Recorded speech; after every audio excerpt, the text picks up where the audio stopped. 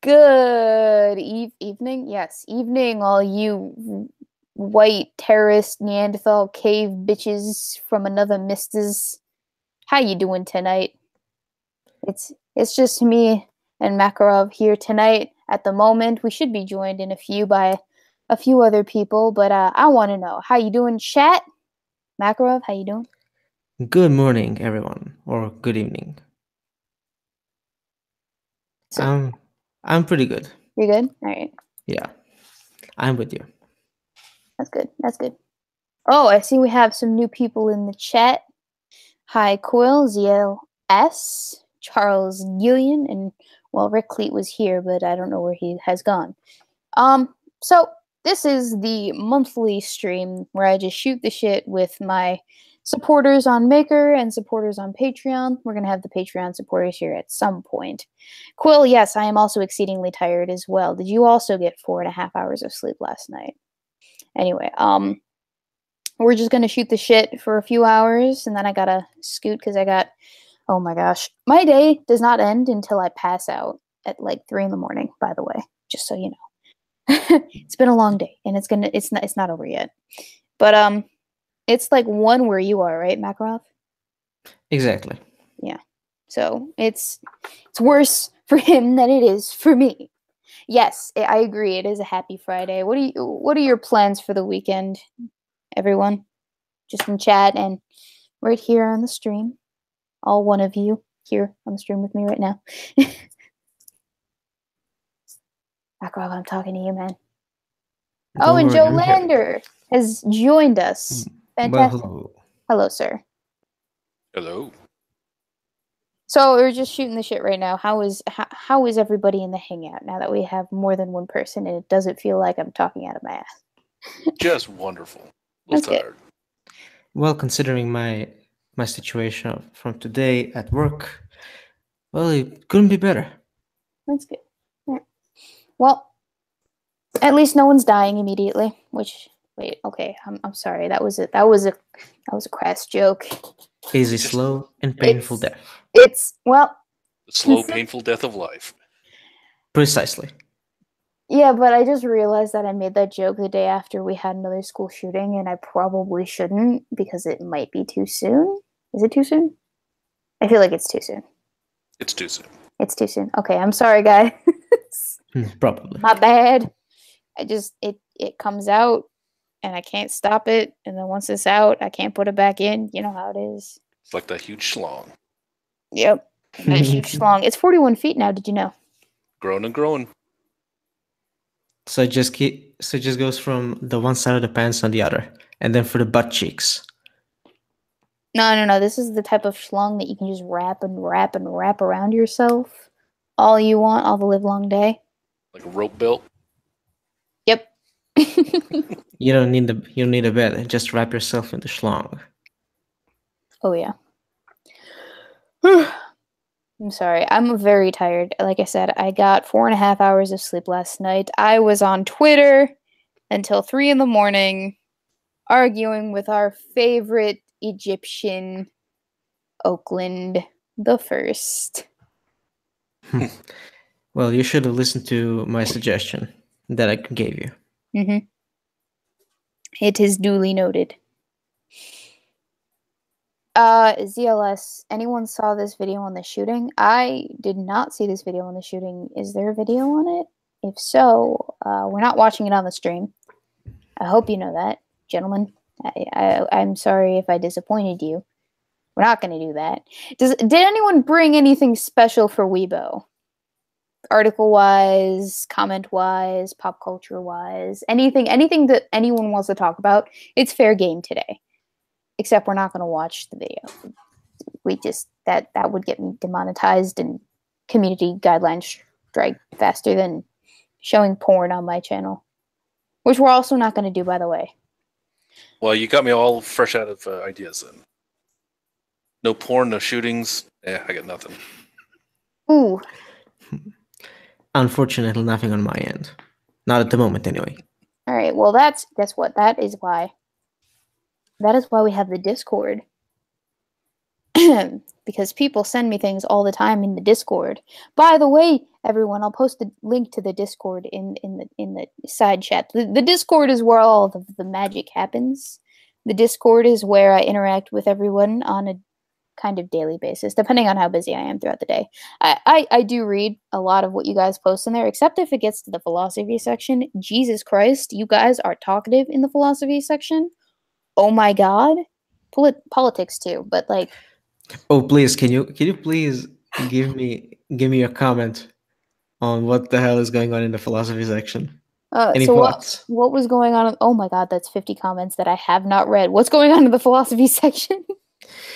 Well, we have Punisher, and not affiliated with anyone, arguing about anarcho-capitalism, and the whole thing is just a shit show.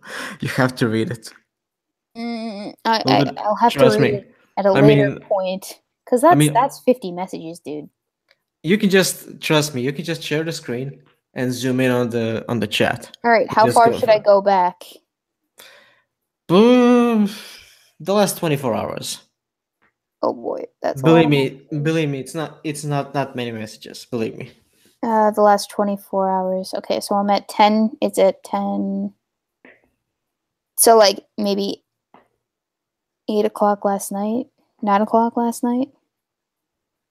We're like, if it's your 9 o'clock, wow, that's a lot.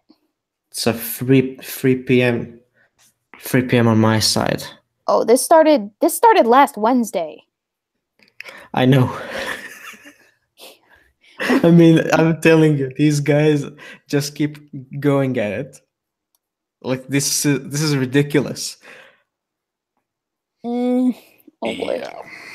This is really ridiculous. Like every now and then I also join up because some of the arguments that I'm listening to are completely mind-blowingly stupid. That I literally had to intervene. Oh my god. I will read this in my spare time. We're not going to read it on stream just because of time's sake, and I think that there's a lot there. Yeah, there is a lot there. Oh yeah. We would be here for the rest of the night. But Quill has sent me an article that I think that we could get away with reading. It's by Christina Hoff Sommers. It was from 2014, so it's not that recent, but I trust Quill. He always sends me very interesting stuff, so we're going to read it just because. Thanks, Quill. Quill is bae. Quill is secretly like my. I don't want to say ghostwriter because that's not actually what he is, but he gives me ideas. He is my muse.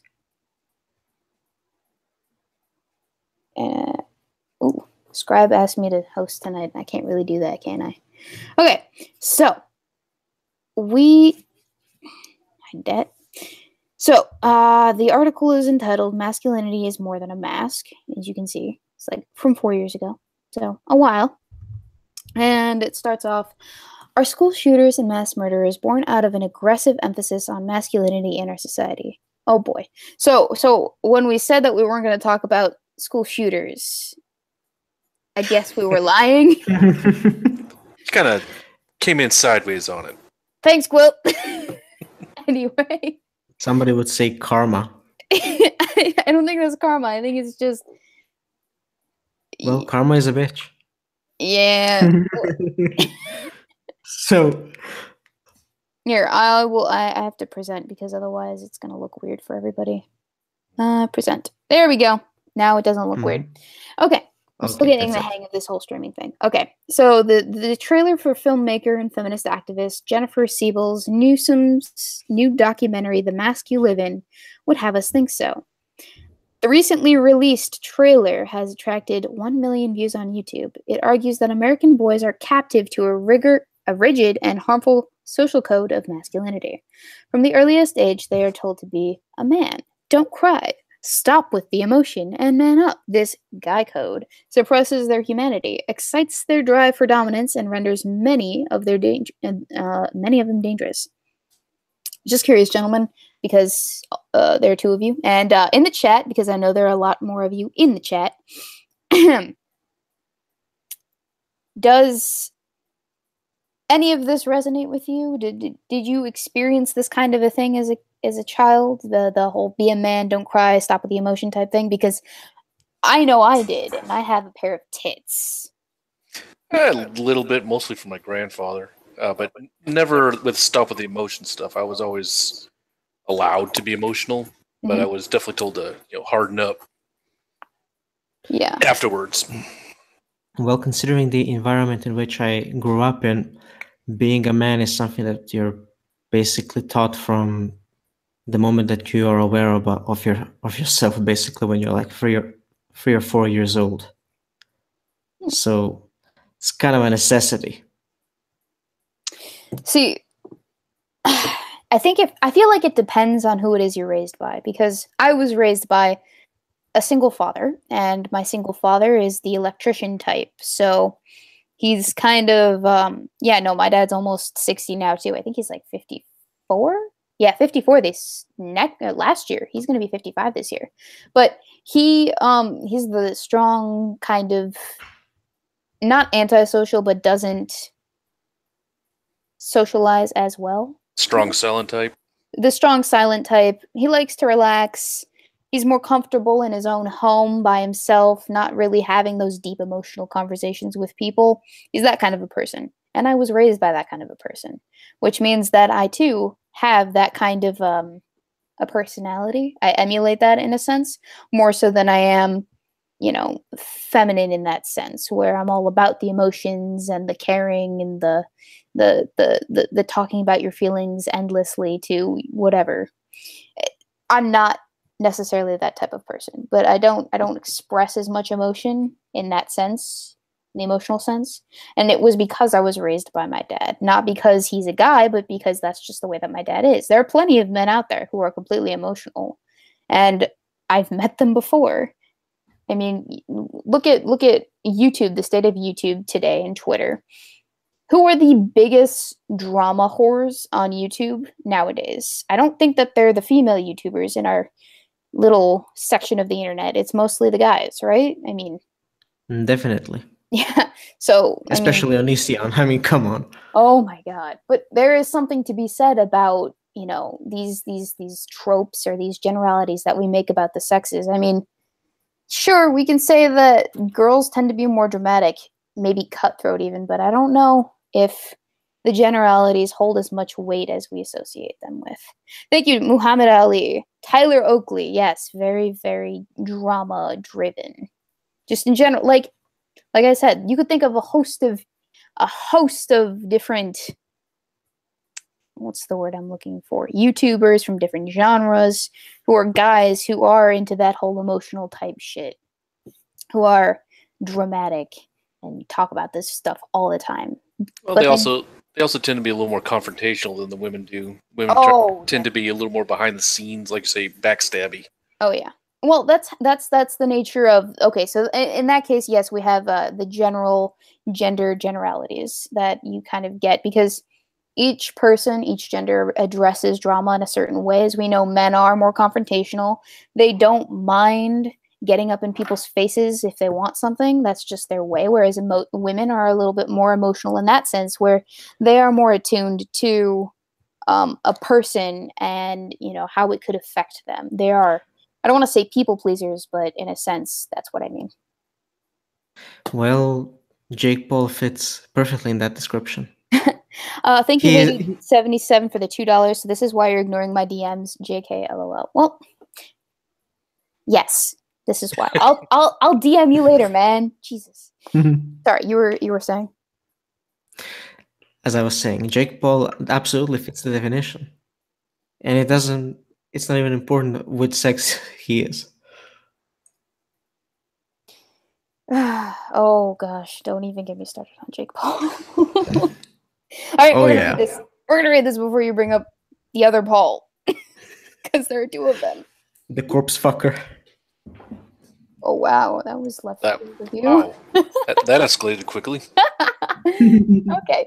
Anyway, the trailer, is that where I left off? Yeah, no. The trailer features adolescent men describing their isolation, despair, and thoughts of suicide, artfully interspersed with terrifying images of school shooters and mass murderers. Well, that's That's no way to associate men, I guess.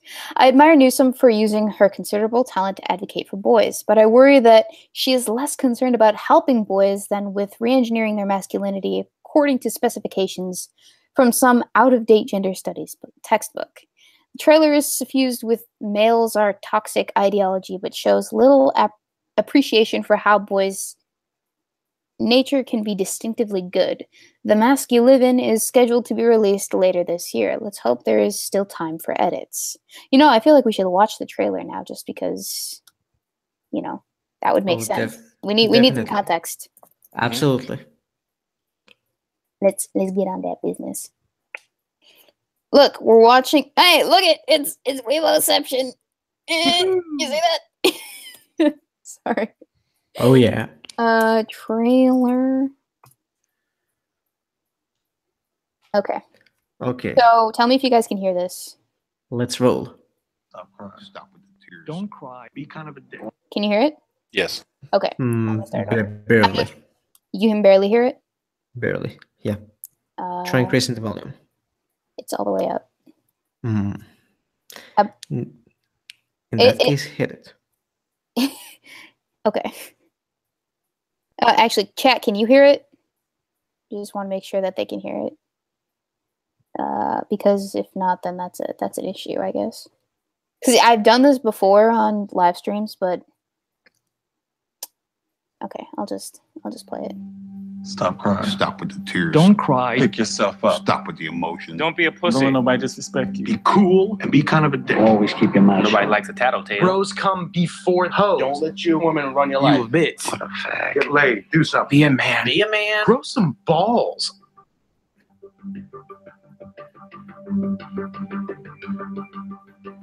The three most destructive words that every man receives when he's a boy is when he's told to be a man.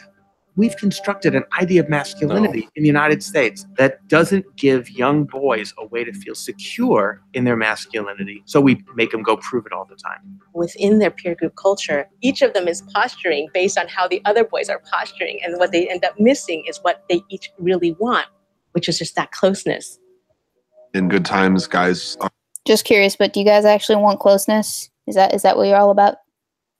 Sure. Yeah, totally. You know, I like closeness. I don't necessarily crave it every moment of the day, but sure. Yeah, of course. Yeah, like every other human being.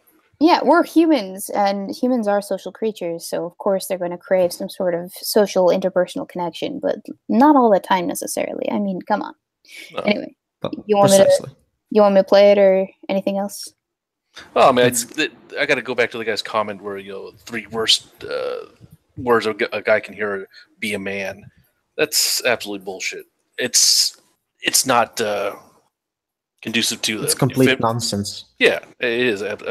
It's like saying worst thing a woman can hear is you need to be a woman, you need to do things. Screw it. I mean, how you're taught is not how you grow. It's how it helps. Anyway. Okay, I will play it then. If that's are like really close to each other, but when things get a little bit worse, you're on your own. From middle school, I had 4 really close friends. Once I kind of went into high school, I struggle finding people I can talk to because I feel like I'm not supposed to get help. Our kids get up every morning. They have to prepare their mask for how they're going to walk to school. A lot of our students don't know how to take the mask off. What is it you don't let people see? Almost 90% of you have pain and anger on the back of that paper. So here's the thing that I find interesting. They're talking about the transition from middle school into high school. And what do we know about that transition, gentlemen? Hormones. Uh-huh. Oh, yeah. And what plenty of them do? A whole mess load of shit. They fuck with your noodle holder. Oh, yeah. They shrink the balls. Not, well, no. Not quite. Depends which kind you're taking, I guess. Well, okay. Oh, yeah. So we know that hormones typically within that puberty area do fuck with your head a lot. So of course you're gonna have some teenage angst. Thank you, Quill. Hormones, as in hormones.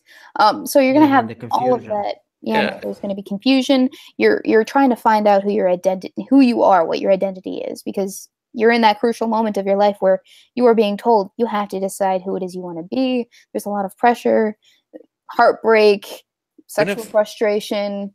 When have teenagers ever held back their anger, though? Exactly.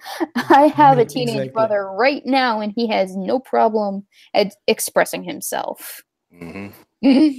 Trust me on this. All right, you want me to play it again? Yeah. Oh, hello. If you never cry, then you have all these feelings stuffed up inside of you, and then you can't get them out. They really buy into a culture that doesn't value what we've feminized. If we're in a culture that doesn't value caring, doesn't value relationships, doesn't value empathy, you are going to have boys and girls, men and women go crazy. I had anger. I like how she was gender inclusive right there. Yeah. Except for of the third non-expressed gender, the they thems. How dare she? Sexual abstinence is the main cause for depression. Oh. One of the main causes. So what you're saying I is get behind that. let the teenagers bang each other. Well, Everybody be happier. Not necessarily. No, not that. I will never advocate for something like it. But a bit more intimacy, and if it's consensual, well, here in Europe in general, like the age of consent is between 14 to 15, max 16 years old. That's basically the age of consent throughout Europe. In the States, it ranges from, I think it's 16 to 18, depending on the state that you live in. Low is 14. The low is 14? Oh, that's Utah, though. Utah doesn't count. Fuck Utah. I mean, literally... Them crazy Mormons. I mean, on one hand, okay, it's kind of fine, but on the other, I mean, they're still kids. I mean, 14 years old. Yeah, no, I understand what you're saying. I don't necessarily think that children of the age of 14 should be allowed to bang each other. They're going to, though. I mean, they are going to. We have to. Yeah, we need to get over the fact that they are going to and teach them how to do it safely. Exactly. Definitely. I definitely am an advocate for safe sex education. That's like one of the most important platforms I could ever stand on. And it only makes perfect sense to be an advocate for that. All right, I'm sorry. Tangent aside, let's watch the rest of this video. That's 3 minutes. This is taking like 10 minutes to get through. Oh, yeah. We talk a lot, don't we, gentlemen? Of course. We need to share the knowledge with the rest of the world. Oh, yeah, of course. All right. Issues in high school. I felt like an outcast. I've been suspended at least once every year I was here. We would just look for trouble and just like try to fight. Boys are more likely to act out. They're more likely to become aggressive. That's the testosterone talking, gentlemen. Whoa. What the hell? What? So he instigated a fight and he was punished for it? I don't know. That's basically his argument for what? I'm still waiting for us to get to the school shooter part of this. Oh, yes. I mean, it's only fitting. I'm still waiting for them to talk about the masks. They talk about the anger, but that's easily expressed by teenage males. I'm just wondering what mask they're saying what everybody's putting on. I guess the mask of sadness. I don't know. No, it's the happy mask. Yeah, then there's no happy teenagers. No, obviously not. All right. People miss that as depression. Or see it. Okay, I keep noticing, I'm sorry, I keep pausing this, but I keep noticing that we get like psychologist or sociologist and educator. What does that mean? Someone please tell me. Also, did anyone else notice this man? His last name is a racial slur. No, it isn't. That's Polak. Pollock. Yeah. It's Pollock. That It's means fish. Nothing to me. But it's also a racial slur for Polish people. Nah, that's with an O. Pollock. Oh. Mm. It's Oh, close I noticed it. But yeah, no, so educator, does that mean like a professor or someone who does TED Talks on the side? Somebody teaches. No shit. Your guess is as good as mine because it doesn't say he's a teacher or professor. Gotcha. Sounds like a simple level 2 medical certification. It sounds like that thing that you Oh. tack onto the end of your resume, just like is proficient in Microsoft programs. He lectures Oh, on yeah. documentaries. Gotcha.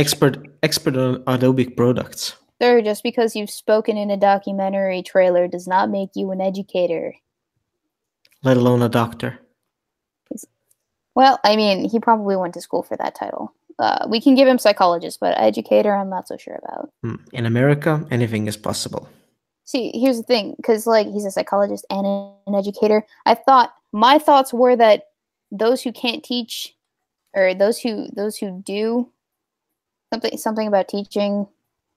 You know the saying, right? I can't remember. Those who can't do teach. Yes, something like that.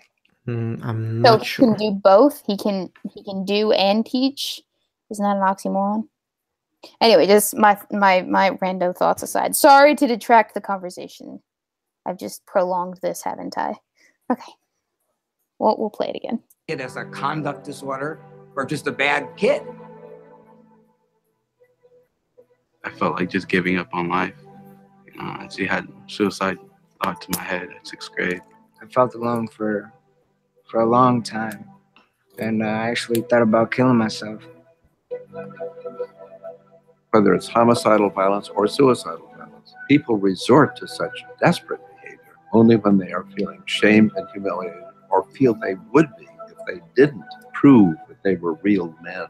If you're told from day one, don't let nobody disrespect you, and this is the way you handle it as a man, respect is linked to violence. If I can, why step down? You feel me?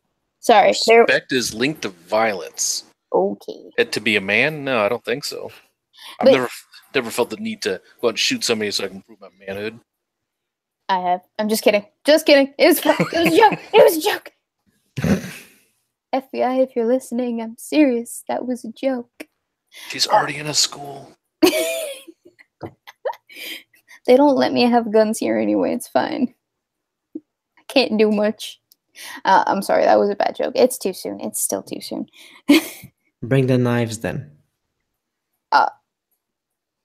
Well, I mean... Well, you like to have them around. Yeah. Shiny. Oh, yeah.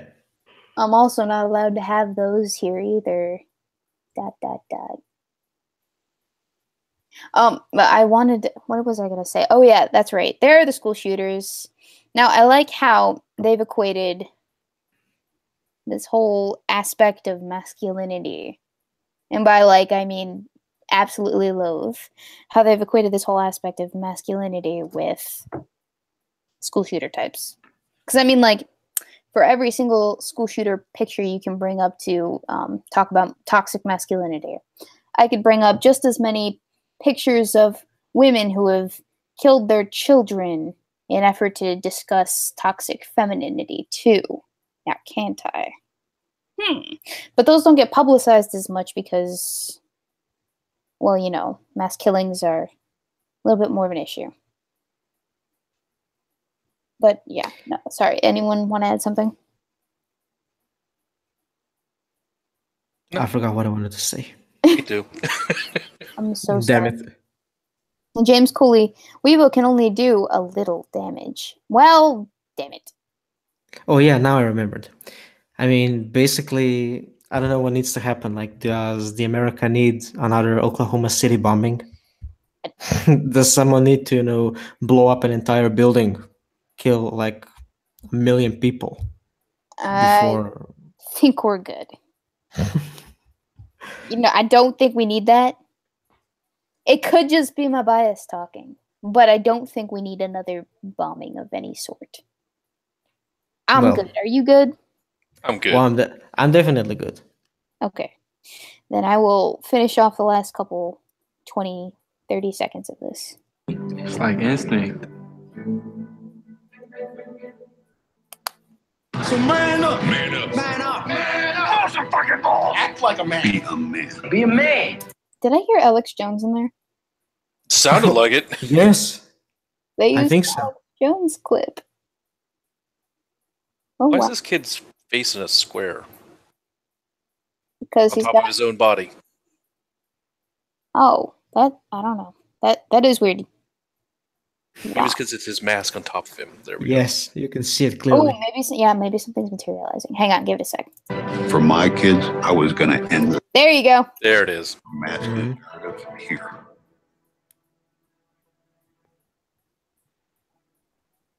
Coming soon.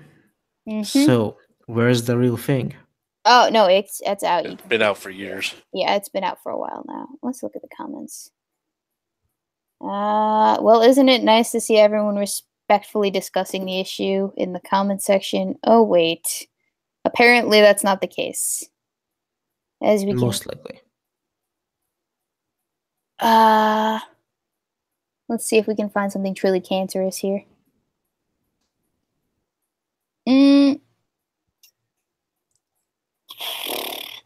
Possibly the most cucked thing I've seen all day. I'm just skimming at this point, just because. These are actually some of the better comments I've seen on a video. Yeah, no, this is nothing like the last video. Somebody put some thought into these. These are tame. Oh yes. Very woke. Oh, look, it's a keck. Oh, there you go. Yep. Thanks, Jews. Oh yes. 4 years ago. Jesus. A feminist Facebook group send me here.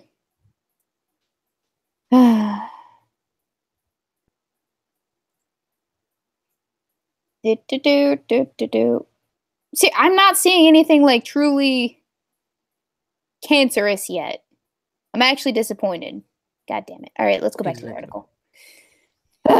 So, final thoughts on that video, anyone? It was a waste of a life. Oh, all right. I don't know. I definitely don't get a feel for there being a mask there so much as they're just talking about how men need to be feminized more. I guess. Let's look at Christina's. Oh, Christina and her few suggestions. Number 1, recognize that masculinity is more than a mask. The title and content of the film suggest that masculinity is a cultural creation. This is only marginally true. A lot of typical boy behavior, such as rough and tumble play, risk-taking, and fascination with gadgets rather than dolls, appears to have a basis in biology. Yes, thank you. Okay. Congratulations. Well, no, I don't have a problem with Christina Hoff Sommers. I actually have her book. I think it was Who Killed Feminism or something. She's one of the more woke feminists, if I'm allowed to say that. I'm not black, so am I allowed to say woke, guys? People in the chat? Are you sure? Because I got in trouble the last time I was speaking during Black History Month on issues that were supposedly black. I got in a lot of trouble, actually. I have a whole folder full of comments. Just do your thing. Anyway, researchers have found, for example, that female monkeys play with dolls more than their brothers, who prefer toy cars and trucks. Ooh, I need that. I need that for research purposes later. For when I'm trying to debunk more feminists. Mm-hmm. I'm gonna use that as a reference. Probably. I have to look over it myself. Our male monkeys. Oh, hang on. Are male monkeys captive to a guy code? A recent study on sex differences by researchers from the University of Turin in Italy and the University of Manchester in England confirms that most of us see with our eyes, with some exceptions. Women women don't see with their eyes. What most of us see with our eyes. Sorry, I had to do that. Take it out of context blatantly just to be an ass. Okay, I'm sorry. I'm serious now, I swear. Women tend to be more sensitive, aesthetic, sentimental, and intuitive and tender-minded, while men tend to be more utilitarian, objective, unsentimental, and tough-minded. Wait, so how does that have anything to do with seeing with our eyes? I think what the sentence is saying is that it's confirming what most of us see with our eyes.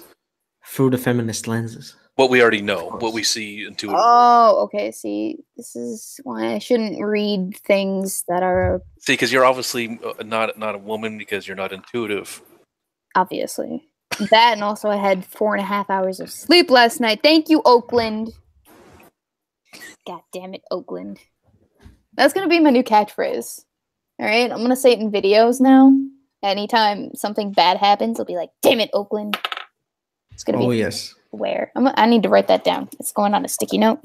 I'm pasting that. Ah, fuck! I can't find a sticky note. I'll do it later.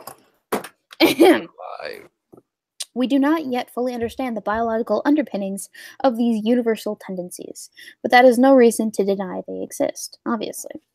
Number 2, appreciate the difference between healthy and pathological masculinity. Some boys are hypermasculine, or pathologically masculine. They are bullies and worse, establishing their male bona fides. Bona fides. Bona fides. What? Bona fides. Dick sizes? Is that what I'm reading? No, it's like qualifications. The bone searches. Yeah. So dick size. I'm sorry. Oh yes, steamrolling through it. Yep. Oh boy. Okay, I'm sorry. Ooh, okay, I'm serious now, I swear. They're male bona fides through destruction, mayhem, and preying on the weak and vulnerable. Oh boy.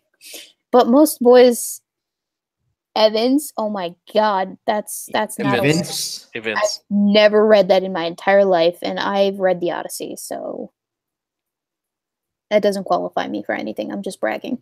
Healthy masculinity. They may enjoy mayhem in games and sports, but in life they like to build, not destroy. Their instinct is not to exploit vulnerable people, but to protect and defend them. Of course, all boys need guidance and discipline from the adults in their lives. I agree with Newsom that telling a boy to man up can be harsh and degrading, but teaching him to be a gentleman is another matter. It's a tried and true way to bring out the best in males. So, if masculinity is negative, how can you be healthily masculine? I mean, because they're talking about people being pathologically masculine, like it's a negative, cancerous trait. Exactly. And nothing specific is being listed here. And Yeah. I would never put bullies in the very masculine area. They typically are people that have very, very insecure, and they take the insecurities on everybody else. I would have to agree with you on that.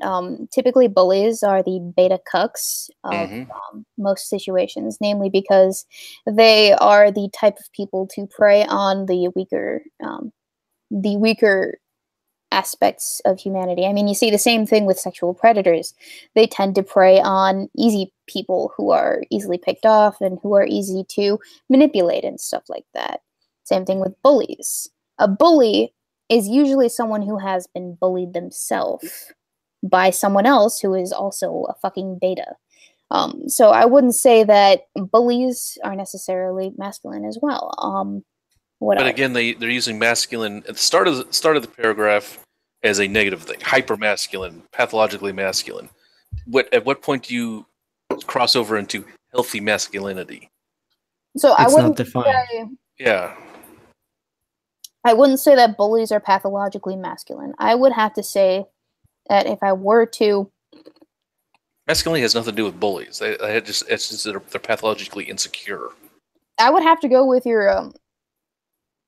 if I were to take it from a psychological perspective and I were analyzing people and I were putting them into categories of pathological masculinity, I would say that the most pathologically masculine examples that we can come up with are your typical sociopaths who tend to, put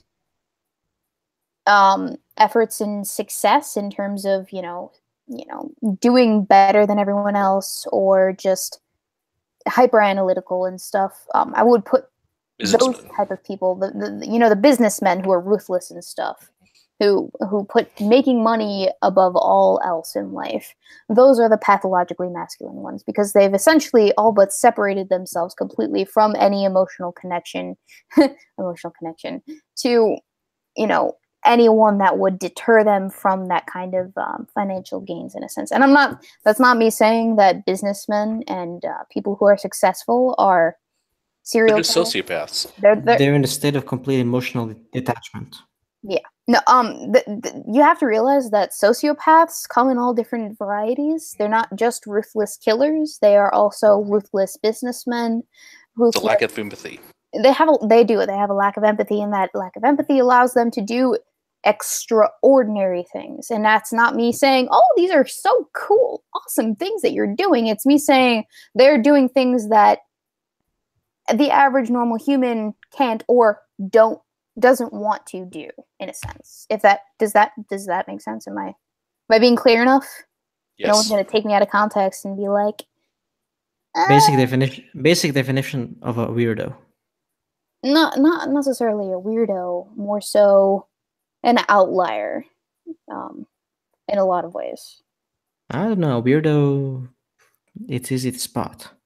Weirdo's a general term for yeah, a lot of stuff. it is. Okay, so moving on to the number 3 thing. Oh, definitely. So acknowledging the virtue of male reserve. Newsom's film tells us that boys in our society don't feel safe talking about emotions and personal struggles. To do so violates the boy code and subjects them to shame and ridicule. The driving message of Newsom's film is that we must free our young men to become emotionally expressive. Of course, parents should do all they can to improve their son's emotional literacy, but parents, as well as wives and girlfriends, should keep in mind that male reticence has its advantages. Okay. Reticence, yes. Reticence. Well, I think males already do that. They just don't do it in a fashion that females enjoy. I mean, the outbursts, the violence, the instability of that sort that teenage boys, which is what they're talking about here, experience. That is how they are expressing themselves. They don't express themselves by crying and wanting to talk about their feelings. They express it through bursts of anger, which is a consequence of all the testosterone that's going through them. You know, I would have to agree with you on that, especially since we know that that is definitely an expression and outlet that men tend to gravitate towards in general, just because of the heightened testosterone levels. I mean, we may not like it. It might not be the most ideal way. Diplomacy might be like the end all be all of, you know, ordering chaos, but essentially there is a male tendency to react in that way that is different from females. And I mean, there's nothing wrong with it at a base level, but there are ways that it can get out of hand, and we do know that women also have a tendency to act out in a way that is extreme. I mean, I hate to apply horseshoe theory to the genders, but I'm going to apply horseshoe theory to the genders, if you get my drift. There is nothing wrong with that. Yeah. Okay, so, I see, here's the thing. I really like Christina Hoff Sommers for the fact that she cites her fucking source in the article, like with a nice link and everything. Oh, that just makes me so happy. Anyway, sorry. Makes it all easier to debunk. Well, not necessarily debunk, but I like easily accessible stuff, you know? Also shows she's a little more confident in what she's putting out there. Oh yeah, of course. So I'll be reading an article sometimes, and they won't cite their sources. And I'm not just one to be like, oh, well, you didn't cite your source, so I guess I can't believe you.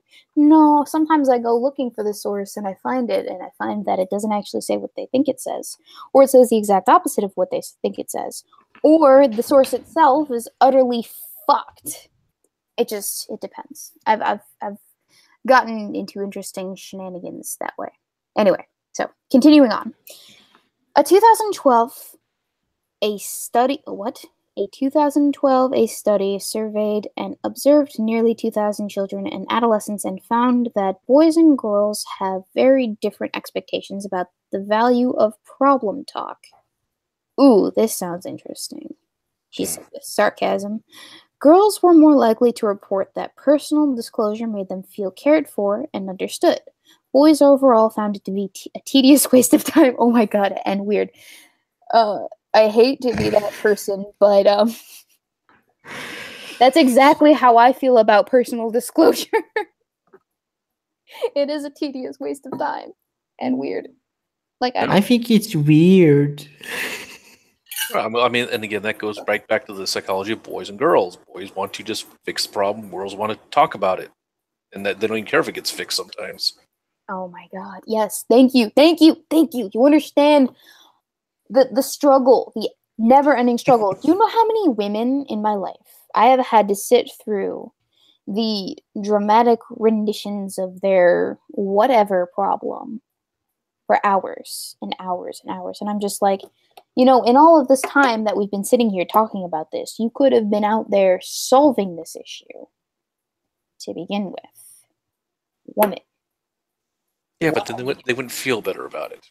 Uh, At least they don't think they would. They want everyone else to do the work. This is why people think I'm a trap. Oh no, we don't think that. We know that. Okay. It's not an observation. It's a fact.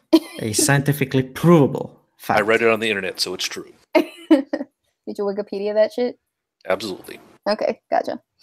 Contrary to what we learned from Newsom's film, I keep wanting to say Newton, and I'm sorry if I end up doing that. Boys do not find personal disclosure embarrassing or unmasculine. According to the study's author, Amanda Rose, boys' responses suggest they just don't see talking about problems to be particularly useful activity, emphasis added. This article has been written weirdly, but anyway. But in girls, excessive problem talk is in fact linked to anxiety and depression. Male stoicism may be adaptive and productive. If you want a boy to be more forthcoming, Rose has good advice for parents and counselors. You will have to persuade him that it serves a practical purpose. Engage his male instincts for problem solving. Oh my god, yes! Thank you. That's the only reason I ask people to talk about their feelings. Hey, if maybe we sort through how you're feeling, maybe we can solve the problem. But if I'm hearing the same story and bullshit over and over and over again for the next 6 months and nothing's being done, then I don't want to fucking hear it an 8th time. Thank you very much. Puppy Hater 1 says he expresses anger by drinking. Good for you. Good for you. Amazing. Here's up for that. You know how I express anger? And I really wish that I had a way to do it here at school, but we don't have them. I have a punching bag in my dad's basement that he installed for me 3 years ago. Oh my god, that thing is a lifesaver. Why do you not have a punching bag in the gym? It's a liberal arts college. What do you think? Yeah, exactly.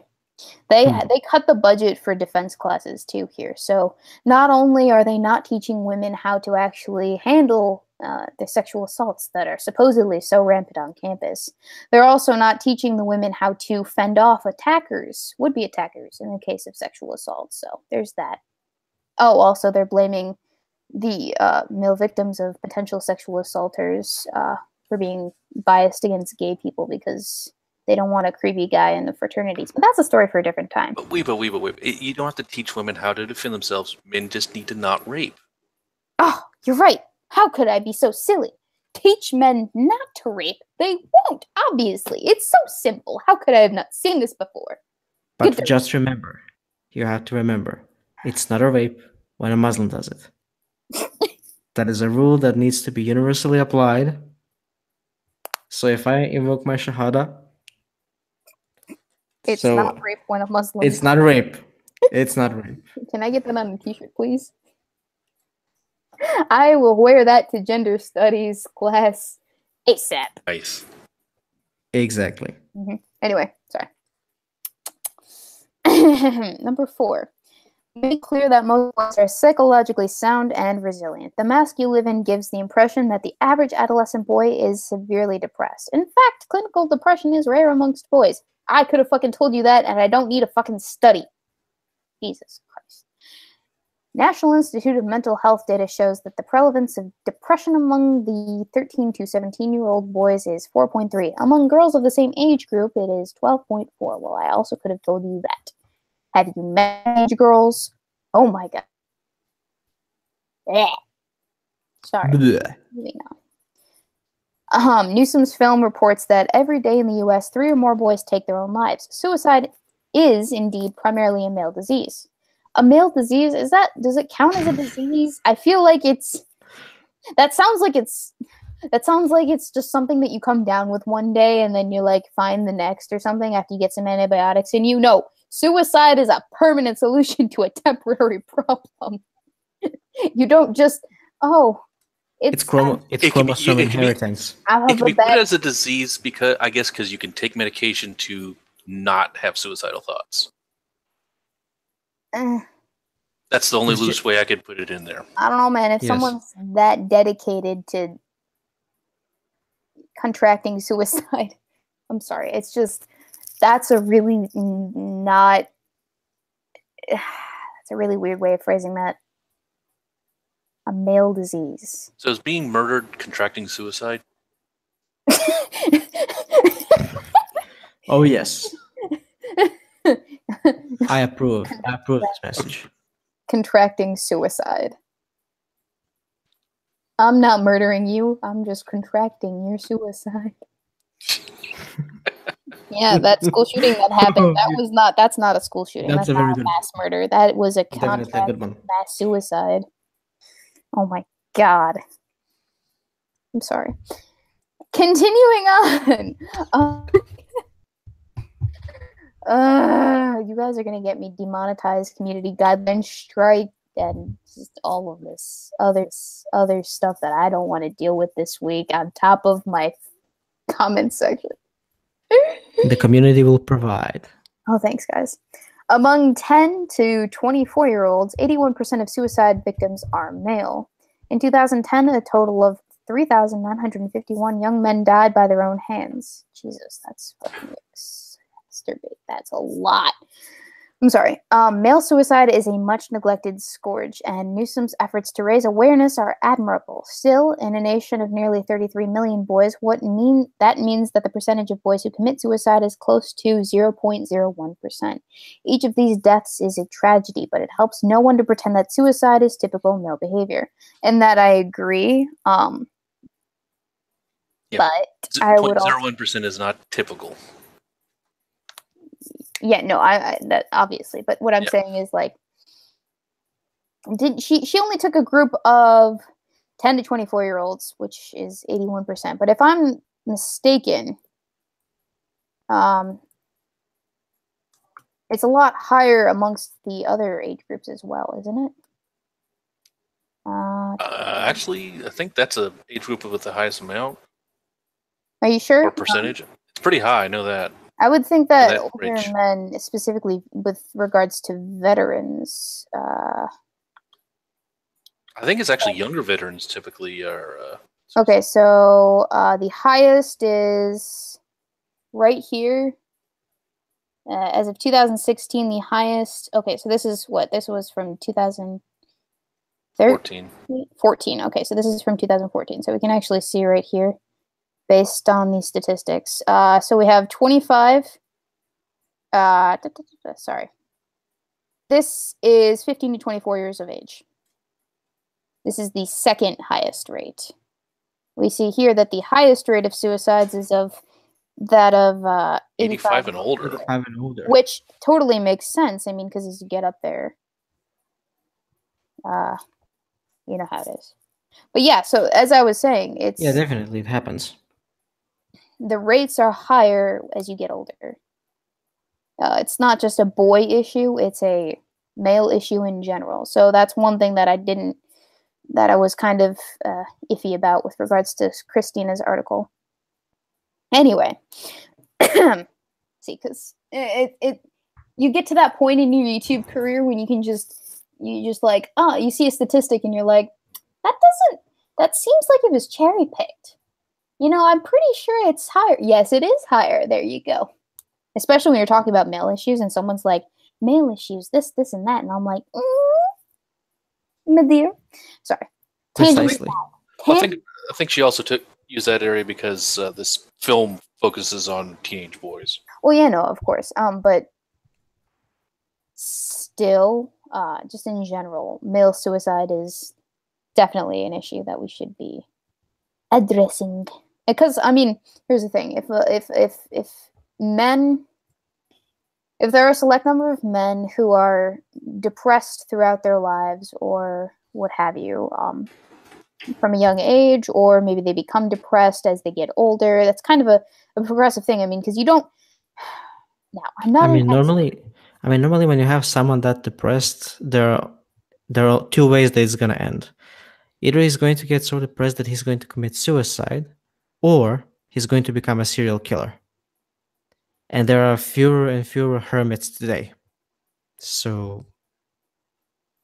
Well, no, I was going to say that you don't just wake up one day and be like, oh, I'm going to commit suicide. I'm depressed. No, it's a progression over Precisely. time. It's something that gets worse. Not suddenly it's like that. Yeah, naturally. So, to just address the problem at such a young age, I feel as, I don't want to say compartmentalizing the problem, but it's isolating it from a wider context that we absolutely need to be addressing. Because it's not just a problem for young boys. It's a problem for all men. Or not all men, but a lot of men. So, sorry. I'm getting off my soapbox, okay? I'm sorry. So attention deficit hyperactivity disorder, my sister has that. It does appear to be an epidemic amongst boys, but the implications of that are ambiguous. English is not easy. I'm sorry. It just isn't. Especially American. American. It could American. American without an A. American. American. Why is it the Croatian is that? Why is it that the Croatian is, correcting me on my English? I have 4 C2 certifications for British and American English. But I find the British English annoying. So I just stick with the American. Or American in your case. Well, here's the thing. The British, they're a bunch of tea drinking, colonizing. We're talking about the people of England. Don't ever do that again. I forbid you. Not on my channel. I'm just kidding. You do whatever the fuck you want. Denied. Anyway, back to the article. I'm sorry. I keep doing this. It could be that as a society we've pathologized age-old male rambunctiousness. Some experts have suggested that ADHD would be significantly reduced if we allowed boys more unstructured recess, and occasions for spirited rough and tumble play. Yet in Newsom's documentary, you guys are getting a look into what Weebo does when she's reading through her script at a camera. This is exactly what it sounds like. And it takes just as long too, because I'll take like bagel bite breaks in between, and Tide breaks too. Tide pods. Intermittent naps. No, I'm a classy lady. I drink my Tide out of the fucking brandy glass that they give you. No, the brandy glass that they give you. Yeah. Oh yes. The little brandy glass that they give you with the nozzle. I'm classy like that. Thank you very much. Yet, in Newsom's documentary, scenes of boys engaging in mock fisticuffs, playing headbutting, and chasing one another around the playground are offered as evidence of how young males are driven to prove their aggressive masculinity. See, here's the thing. As a kid, I engaged in ruffle tumble play with my cousins, because I have 2 boy cousins, and plus my brother, plus my dad would get in on the whole wrestling action, because he encouraged that shit hardcore. He would take all 4 of us, all 3 of the guys plus me, and just freaking walk around with us on hanging off of his arms and swinging us. It was fun. Honestly, it was the best time of my life. I miss being a kid so much. But my dad, yeah, we would engage in rough and tumble play, and we would wrestle, and it was the greatest thing ever, and it would tire us out, and we'd be all, you know, chill afterwards. And there were not a lot of acting out incidents in my family of any of the people in my family, and there are a lot of people in my family, and I think it has a lot to do with the fact of how we were raised, which is, you know, to be physically active in that sense where we, you know, played with each other like 5-year-olds wrestling on the ground. It's healthy. He'll bond you all together. Exactly. We're all the more closer because of it, but not in the redneck weird way. No, fuck that. Absolutely. With a little bit of a banjo in the background. Banjo in the background. Some Blake Shelton. Stop it. I know what you're thinking, chat. It's not like that. No.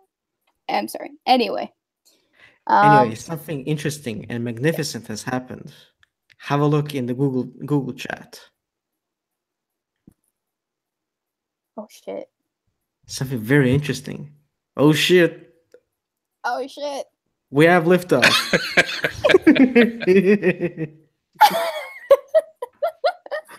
Oh, this is great. I'm taking a screenshot of this. I'm gonna cry. You're welcome.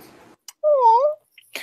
Wikipedia Weebo Jones. Weebo Jones is a semi-popular YouTuber and is a confirmed treb. She makes weekly videos sometimes. This page will not last long, but her giant schlong will. Oh yeah. Oh, this is great. If you guys, here's the link to the Wikipedia article. If you feel like then you need to reference it at some point, I'm putting it in the side chat. Oh, that makes me so happy. You don't understand. I've always had a Wikipedia article made about me, and this is just perfect. Oh. Thank you, Jolander. You're welcome. Okay, on to the article. That was a nice surprise. I'm so happy. Anyway, oh hi Magog, how are you? Oh, I have the best viewers. Oh my gosh, I love you guys. Honestly.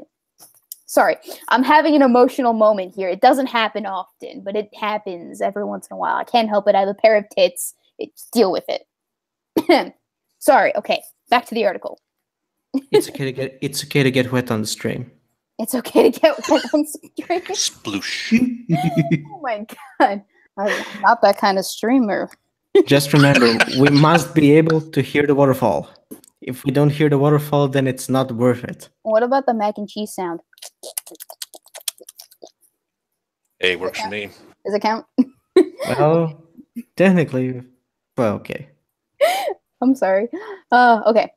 5. Include specific ideas on how to help boys with depression or thoughts of suicide. Some of the most promising, innovative ideas are coming out of Australia. In 2006, a report in the Medical Journal of Australia, because that's the bastion of all science and gender shit, right, gentlemen? Didn't they ban the Red Pill movie there? Someplace down there on the map. Didn't That's they? basically Australia. I know, but didn't they ban the Red Pill movie there because it was an MRA propaganda? I think they only tried to ban it, but in the end it was rolled. Well, of course, but they had an issue with it. That's my point. Like, oh yes, they had a lot of issues with it. yeah. Anyway, sorry. Argued for a paradigm shift in the nation's mental health system, rather than blaming masculinity or trying to re-educate men away from their reluctance to seek help. The author asks, why not provide health services that better meet the needs of men? And I agree with this, actually. One of the biggest problems I have with college campuses today isn't that they have women's centers, it's that they don't have men's centers. And that's not because like a whole equality thing. I just think that men should have a place where they can go that isn't saturated with, you know, college shenanigans or loud and obnoxious, or just they should have a place where they can go that is for them, that offers them assistance in issues where they have issues, like maybe if they're dealing with an overly emotionally manipulative woman, or, you know, if they're having those Title IX type of shit issues, they should have a place where they can go. All they have to do is don't need those. They because they don't have emotions. But hey, in the end, there is a solution to that could spark up the emotions. Like for example, a couple of Victoria's Secret's angels, one per each university campus, in order to resolve all the potential issues for everyone, so that there are no problems with representation. Is this going back to the sex defeats depression? Oh, maybe. I hope so. I hope so. That would just make it full circle. I like they haven't mentioned how men are like, sexual type where they, do the diddly more frequently than women or something. I don't know. What's the politically correct term for saying that? Men are more sexually driven. Is that what we're supposed to say now? They're more masculine. Oh, is that synonymous with that? Okay. Because, well, you gotta remember, sexual drive, equates to treating women as sex objects, which is, toxic. No. Toxic. Oh yes. Oh, I hate the term toxic masculinity. Anyway, the Australians are now developing male-specific mental health protocols. A 2012 Australian study. At least we're acknowledging the difference between the sexes now, right, guys? Sorry, sure. I keep interrupting myself. I just have all these thoughts and I need to get them out there. Otherwise, they're going to start talking to me. Okay, I'm sorry. Moving on. Everyday consequences of everyday life. Yep. A 2012 Australian study, for example, found that large majorities of young men associated the term mental health with insanity and straitjackets. Oh, wow. Men's fitness seems to go over better with men. The Australians tongue in the way of my mouth. The Australians recently launched a mental fitness app for guys. The focus is on acquiring skills, developing strengths, and achieving self-mastery. But doesn't that reinforce traditional narratives of masculinity? It certainly does. That's the point and the key to its promise. See, I think that's a good idea because men are typically more physical beings, right? So if we equate mental capability, mental health with physical fitness, it's probably going to do a lot more and go a lot farther than the typical talking and stuff. I mean, because it's more practical. If men are getting more fit and engaging with something physically, it gives them a practical reason to be engaging in this. This is the first time I've ever heard the term mental fitness, and I don't think it has anything to do specifically with men. I think in general people take mental health to be a negative term. It's something. Obviously there's something wrong if you were talking about their health, but the term mental fitness, I actually like that term. Yeah. Mental gymnastics would be more accurate. No, that's a completely different separate term. Fitness gymnastics. What cruel with semantics. But yeah, no, mental fitness has a distinctly positive connotation to it, whereas mental health, as we all know, does not. Yeah. So, I appreciate that adjustment in the language because language matters. Okay, so last paragraph, and then we can be done with this article, unless someone's got another issue with it. Anyway, the energy, competitiveness, and corporal daring of normal males are responsible for much good in the world. No one denies that boys' aggressive and risk-taking tendencies must be socialized and channeled towards constructive ends, but the Tom Sawyering of the American boy should not be anyone's agenda.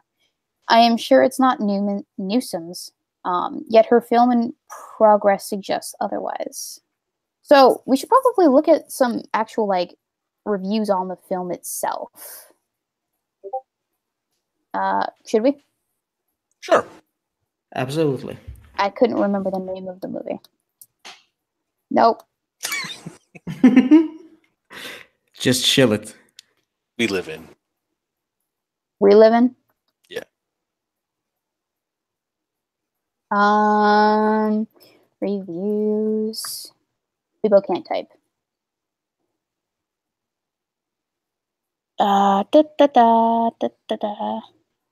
Which one should we look at first? IMDb, Common Sense Media, or Rotten Tomatoes? Common Sense Media. We'll go with the more neutral one first. Okay. They actually give it 4 out of 5. Okay. age 15 plus. It examines what it means to be a man. Consumerism, language. So I guess this is the parent's guide to the movie. Oh, what the fuck? What the fuck? Okay. So 4 out of positive mess. Okay, so is this like a... Oh god. Okay, there we go. We do actually have reviews. This is not just for parents. Okay, so positive messages 4, sex 3. Does that mean... What does that mean? I'm curious. Moderate weed smoking, moderate BDSM. Oh boy. Discussion of the widespread availability of online pornography, including montages of some graphic visuals. The most extreme bits are blurred out from both porn movies, websites, and Hollywood movies. The Hangover, Anchorman. What up, buddy? Yeah. How boys are socialized to objectify women, how porn facilitates fuck you, and how it can contribute to a culture that at best tolerates and at worst encourages sexual violence. I am going to fucking... Porn has nothing to do with any of that. Porn is how women can take a handful of lube and a smile and make money. Precisely. I'm triggered. Everything else is just random gibberish. Chaos Eve asks who I have on with me. Would you gentlemen like to introduce yourself to the chat just once more? Because I did at the beginning of the stream, but it's been like an hour or so. We got new peeps. I'm the Jolander, and that's the Makarov. I'm the Makarov. We are the Powerpuff Girls. Woo! I prefer Bubbles. Let's see. Let's see, violence. Discussions about gang violence, murder, dead parents. Oh. That only gets it a 3? Batman! Bullying and physical abuse within families. Montages include extremely gory clips from violent video games. Ew. I'm gonna cry. I'm gonna have to grab my porty potty. Montages include video games, footage from violent movies, including references to sexual violence such as rape, assault, and bondage. Oh boy. So what? 50 Shades of Grey? Wait. Sexual violence is bondage now? Are you fucking serious? Also, sexual violence is assault now? 50 Shades of Grey, most likely. Here's the thing. I was always taught that there's a difference between battery and assault, and battery is the actual act of committing a violent act against somebody, whereas assault is just threatening someone with violence. So for them to just say assault as in sexual violence is bullshit. I know what they're trying to get at, but I know it's bullshit. From a police perspective, it's bullshit. I'm sorry. I'm triggered. Why did you have to pick this one?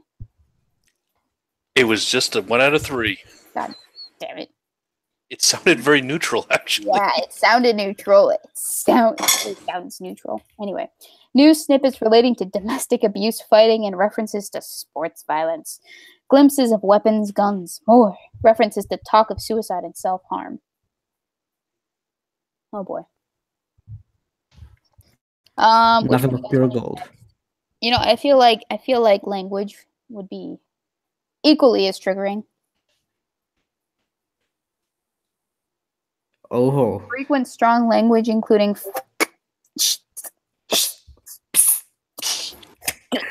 bitch. Balls. Wait. Bitch. Balls is bad language. Get laid. God. Candid conversation. Get laid. Touch on the words boys use to insult each other. Sissy, homophobic slurs, etc. No one uses sissy anymore. Use cuck. Get your shit together. Granted, this is like 5 years ago, so. And homophobic slurs. You use one right there. Jesus. All right. Foog. It's a foog. We got 4 more. What do we got? Pick. Someone. Drinking. Drugs and smoking. The good stuff. Oh boy.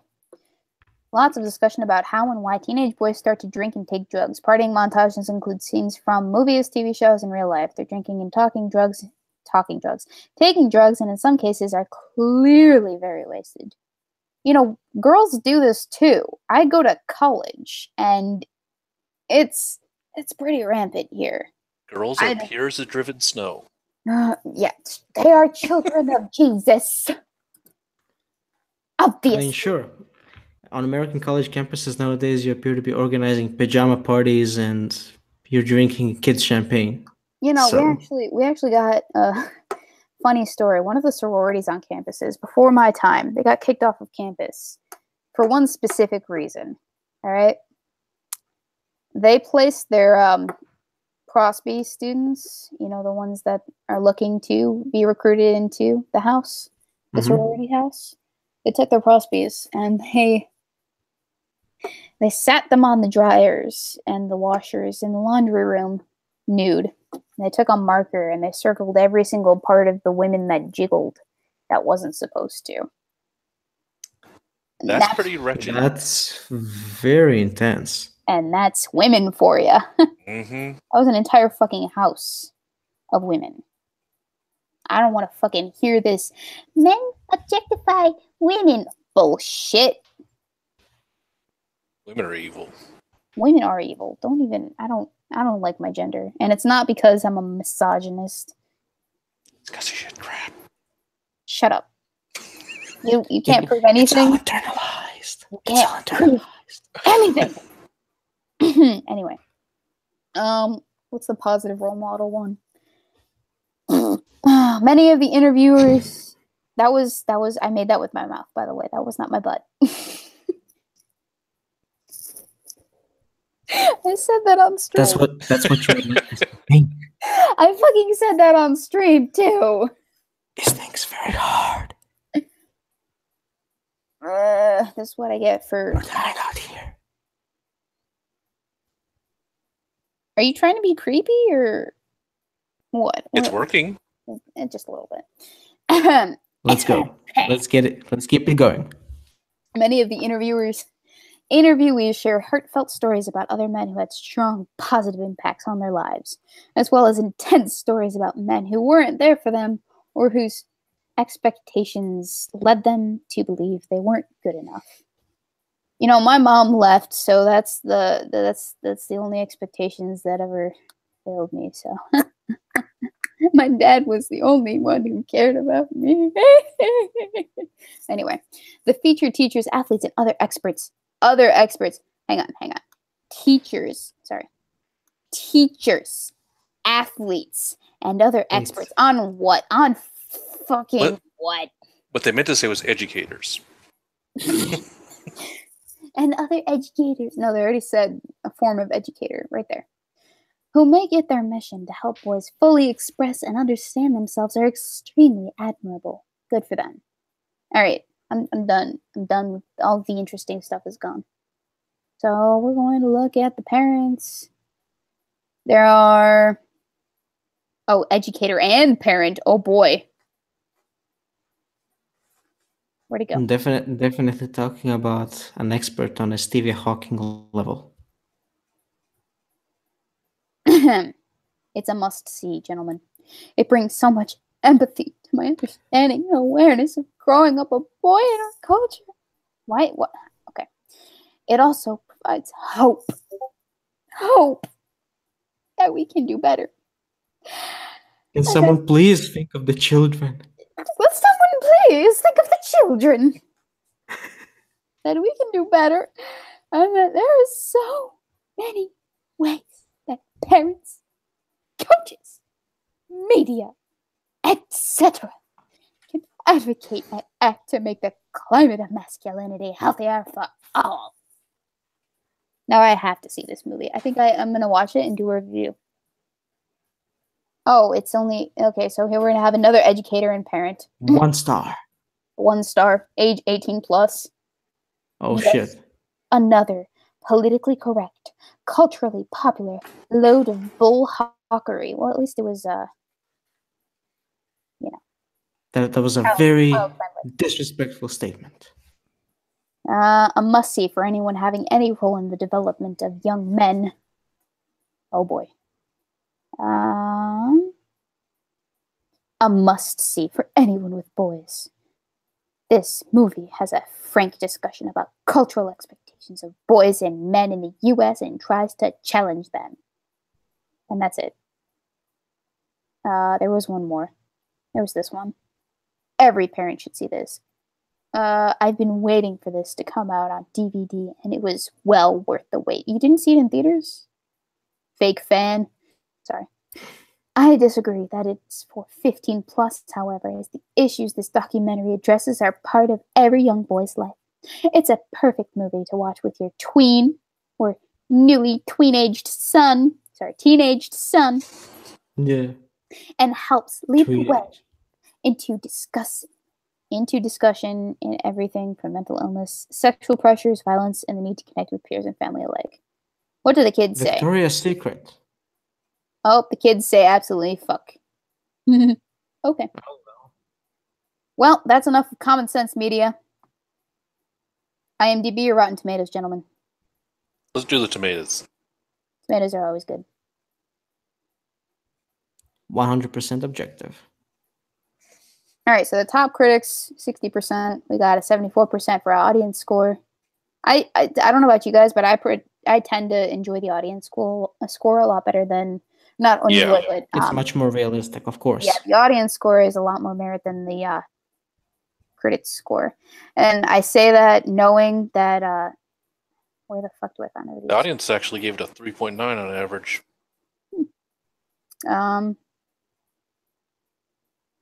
Okay, so we have all critics. So we're looking at the Rotten Tomato score first. It overstates and overstats its case at times. Hang on. Oh, geez, we're not reading that. No. Whoa. Fuck that. Definitely. Nope. I noticed that two out of the three positive reviews are from women, and the others, the negative reviews from men. Oh, wow. Hang on. I think... Where the fuck did it go? Whoa, look at the first comment. Hang on. Brian Gibson, Rotten. Emily Wheeler, Tomato. Johanna Robledo, Tomato. Oh, so we have one cuck in the... I mean, man. He's the guy in the tux. Nuke the fridge. All right. Oh, look at that. Common Sense Media. Oh, yeah. We found Common Sense Media. They have been exposed. Okay, so we have... I'll read a good one and then a bad one and then... He's right, the first one's really good. Oh, yeah. Failing to watch this movie will be a self-inflicted damage by a lost opportunity to gift your happiness. Curtis, my dude. Curtis. He's speaking the truth. Oh, yeah. We need to have a talk about how silly you sound. He knows shit. Curtis knows some things. Oh, yes. We was gangs.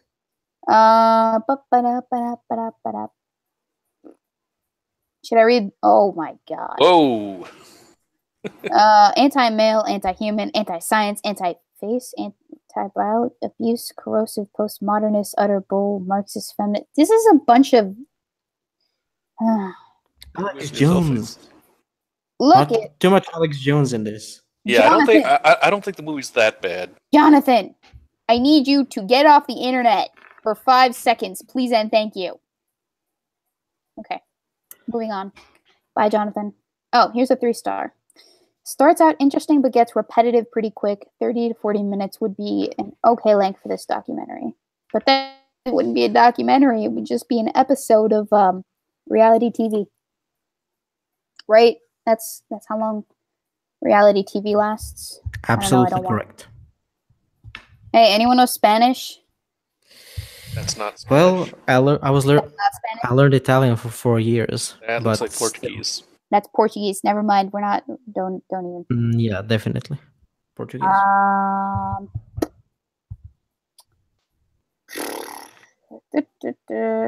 I'm not seeing anything that jumps out at me like. Patriarchy hurts us men too, guys. What does super reviewer mean? Sounds like someone who is in charge of editing. I guess. All right, we're gonna go back to the IMDb stuff, and that's the last reviews we're gonna look at. So it's the last chance. Let's see. Oh boy. Oh yes. Did they even interview a man? Factual or even relevant content is replaced with piano music. Piano music and hyperbole mixed with contrived nonsense from people who know nothing of the male experience. I'm sorry if it sounds like I'm making fun of him, but I am. Just because loving movies, making games is such a lame name. The power of stupid is strong with this one. He just did that review last year too. He's very butthurt about this movie, as you can see. There's so many factors in modern society affecting men. The ridiculous attack on masculinity mixed in with, well, very mixed expectations of men, constant accusations and assumptions that every man is either a rapist, child molester, soon to be a violent offender. This man has been talking to a lot of feminists, hasn't he? Because that sounds like feminist rhetoric to me. Absolutely. Honestly. The lack of any support or even respect for single fathers. But okay, here's the thing. I get what he's saying. I feel for the guy. I 100% advocate we should be discussing these topics. But this was a documentary about boys, right? It was primarily with regards to the developing boy. I feel like he saw the trailer and misinterpreted it in its sense. I don't know. I'm making speculations because I haven't actually seen the movie, so I can't be. Well, he definitely over-exaggerated, at least from the trailer. Yeah. Because there was none of this oversaturated feminist rhetoric within the actual documentary. It didn't sound too radical to me. Did it to you guys? It sounded fairly squishy on it. It wasn't maybe super like radical. Yeah. Left of center. Yeah. By 5 points ish, give or take. Yeah.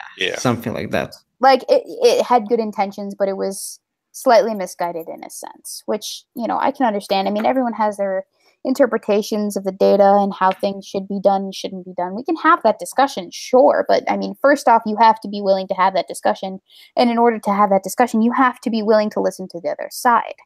That's like the most important thing. The goal is very noble, but the method is kind of questionable. Yeah, and as far as I'm concerned with regards to this review, I don't think he either didn't pay attention or he didn't watch it and just made assumptions about it. He got very triggered very early on, I think. Yeah. Probably.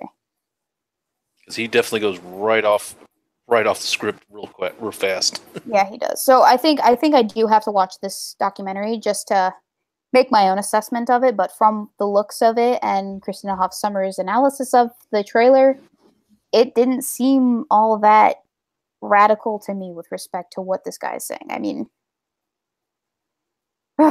anyway, I think this guy just needs a quiet place where he can preach the word. Anyway. The next one looks like he's got a pretty good feel of it. Okay. Plenty of starts okay, but gets superficial pretty quick. The documentary raises some valid points, but ends up very superficial. The downfall starts with blaming of superheroes in video games. Okay, so we got a Gamergate reference, which, I mean, people have their opinions. They can have their opinions. The old stereotypes from the brainwashed boys are popping up. They are refuted in a lot of studies. Sure, media has influence, but the how and how much only implied. The study it presents is from the 70s and 80s and hardly representative of this present state of psychology. Ooh, I like this guy. But Dolly, you sing to my soul. Oh, he he looked into the study that they cited. I mean, it looks like he definitely picked it apart a little bit. Oh boy, oh boy, oh boy. Him and I would get along. Carefully precise strike. As such, it feels the movie pushes a narrative. Some of the interviewed people offer only anecdotal references, and some just lack any credentials with the issues they discuss. Well, see, here's the thing. That's the thing with documentaries, especially ones with politically surrounded issues such as this, with regards to the genders and other such things of that nature. Documentaries are meant to push a narrative. That's what they are intended for. They're meant to showcase something in an effort to convince you of something, right? And I often ask myself whenever I'm watching a documentary, because I don't often do that, just because I have like a lack of time. But I often ask myself when watching documentaries, because I do sometimes, what footage is it that they're not showing us? And I did this with the Red Pill movie as well. Because, I mean, let's be honest, documentaries are probably hours and hours of footage that they cut down in order to, one, make it fit the time frame that they wanted, but also, two, they took out the juiciest bits and they put it in there. I mean, that's expected of media. That's what they do, right? I'm not thinking this, right? That's a basic description of their profession. That's pretty much. And that's also why I don't watch documentary movies. I'll watch long form documentary series and things like that. Yeah, of course. And I'm not saying that all documentaries have that intent to be persuasive and, you know, push a message in that sense. Maybe not intentionally, maybe subconsciously they have this thing that they're trying to promote. But honestly, I find it really difficult for a person to be neutral when filming a documentary, because they have shot hours and hours of footage. And the footage that they do choose to use probably has some relationship to the other footage that they decide to use. I mean, because, let's be honest, it only makes sense. And it's just me. Sorry.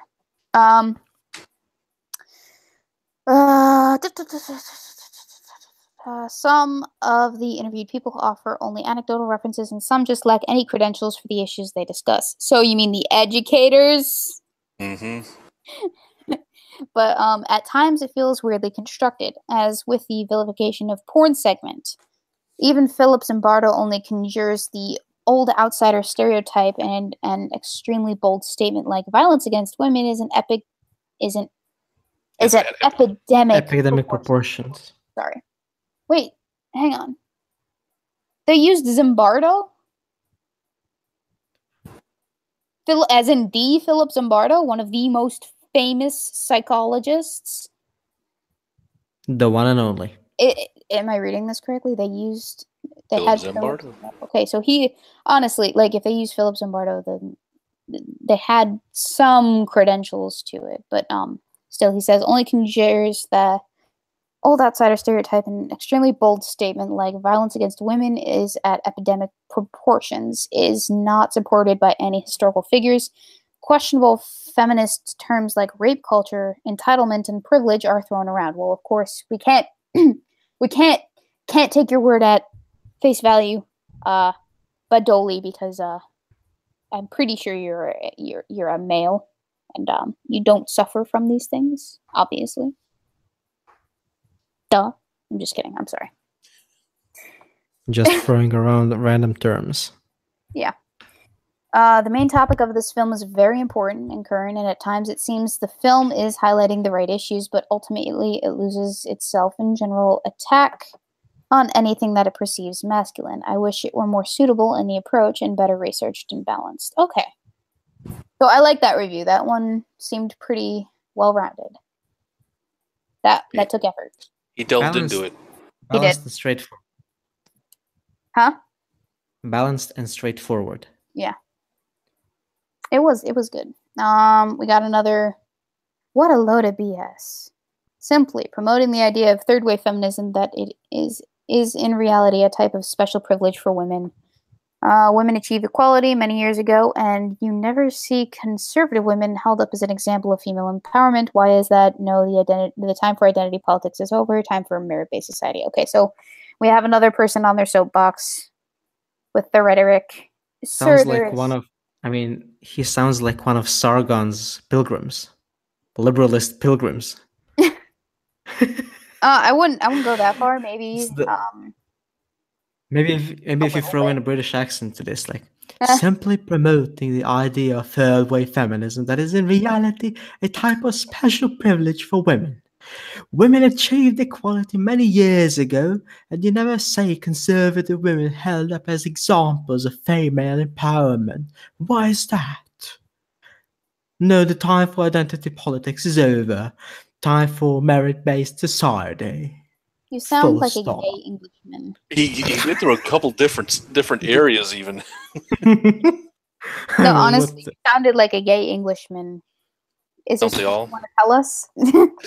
I've been to London once, and for fuck's sakes, that place is turning into a shithole by the fucking hour. Oh, I take your word for it. I'd rather not visit. Okay, so here's an 8 out of 10. From Sierra. The documentary gave an interesting insight into the psychological concepts of masculinity while presenting an interesting look into the concepts of why men act the way they do. It was even more interesting watching a documentary focused on boys and men and the way in which families and society contribute to aggressive masculinity. It gives a broader view to this issue by using a whole spectrum ranging from young boys to troubled young men to older criminals and male activists. I thought the documentary itself presented a very thorough view in the way in which males from a young age are constantly affected by outside sources to enhance their masculinity through aggression, sports, sexism, etc., to prove their own maleness. The documentary did this with emotion and humanity, using the many boys and men throughout to make this documentary stand out as something real while also speaking to the viewer. The documentary itself was very informative without ever getting boring and dealt well with sensitive topics, while helping the viewer feel that there is more to be done to help our boys and men. This is a feminist. Obviously. But not a radical feminist. This is a chill feminist. Moderate feminist, yeah. Yes. Another one of those that are advocating for the rights they already have, and they're not even aware of it. She's not actually advocating for any necessarily rights, but she definitely is blaming, she's another one where masculinity is a negative, aggressive masculinity. She talks about that. Trouble, older criminals and male activists are in the same kind of area. Yeah, I noticed that too. Yeah, absolutely. I wouldn't say necessarily a completely radicalized feminist, but one that has her own ideas, has been through the gender studies courses, probably didn't major in it, but majored in sociology or something. I'd say she's an older woman. Most likely. Because she's very definitely well spoken. She's very well spoken. Do you guys want me to continue on with the reviews, or? I think we've got the gist of it. Yeah, it seems like it's either a really high score or a really low score. Well, except for Badoli, who gave it a 5. Badoli gave it a mid-range score, but it seems like this is a very polarizing movie. Mm-hmm. To be certain. The issue is quite clear. Either you stand with it or you're against it. Mm-hmm. There's nothing in between. Yeah, but I do need to watch this then, if that's the case. Okay, so with that, we have about 22 minutes, so I guess we can open it up to chat time maybe. We have 26 of you people in the chat. If you want to hang out, ask questions of my lovely guests here on the panel. Gentlemen, if you have any things that you want to talk about, perfectly welcome to address them right now. We have 21 minutes until the stream is over. No rush. Or I could just yodel at you from the screen. Ooh, yodeling. We can do Slavic affairs. You from Poland, and me from Well, yeah. Oh, I so can't. that's I can't do Slavic. Slavic affairs. yeah. Here's the thing. My grandparent, my family did come from Poland, but I don't know a lick of Polish. So that's the thing.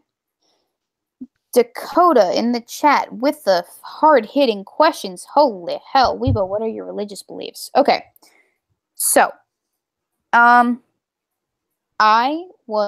you're gonna need some background on this.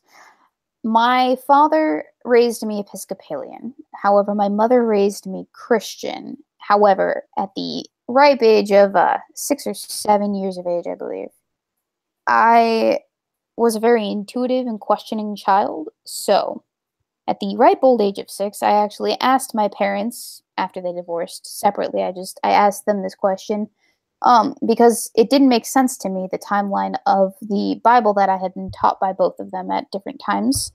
I asked them, and it's a very funny story, or not funny story, but it's a very sad story, because that's when I realized that my parents didn't have all of the answers.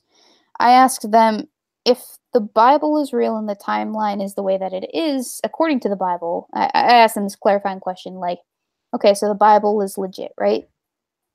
And everything that we need to know is in there, and it's like a history textbook. I'm paraphrasing, of course. I was 6. I didn't sound like this at 6. I asked them, so if this is the case and the Bible is like legit, where did the dinosaurs come in? And I got a really long, convoluted answer from my mother, not so much from my dad necessarily, but essentially my mother said, oh, it's all a metaphor. And I was just like, that makes absolutely no fucking sense. 1, because I had no fucking clue what a metaphor was. But 2, because, like, I just did not understand how the timeline added up the way that she was explaining it. So from that point forward, I went through that wasn't like my epiphany moment, but that was my moment of like, oh, I can't depend on my parents for all of the answers. So I had to go out and seek them for myself. And over time, I was a very intuitive child. I grew into a very intuitive woman, and eventually I came to the conclusion that if no one really knows the actual answer, that much we can be certain. But if there is a God, based on my exposure to the one in the Episcopalian and the Christian Bible, I don't feel comfortable supporting that God in particular due to the types of things in the Bible that just make me genuinely uncomfortable. For instance, the various genocides, the injustices to people. And I mean, that's Old Testament. Sure, you can make that argument, but unless you're saying that the Old Testament is a different God than the New Testament, I can't really, rationalize those two kind of abstracts that are so contradictory to each other, if that makes any sense. So long answer short, I guess agnostic atheist is my answer. Well, that is the truest type of an atheist. Yeah. The most genuine one. That's not. It's all personal subjectivism and that. Well, yeah, of course. I acknowledge that. I have no proof that it doesn't exist, and I can't exactly assert anything due to that lack of proof. It's just my own personal, the way that I have reckoned with myself and come to acknowledge my own existence. I'm not going to impose that on anyone else. That's why this isn't an atheist channel. That's why I don't talk about religion so much. I mean, I could talk about religious practices that I find disfavorable, but religion itself, that's someone else's own thing. I have no interest in convincing anyone of anything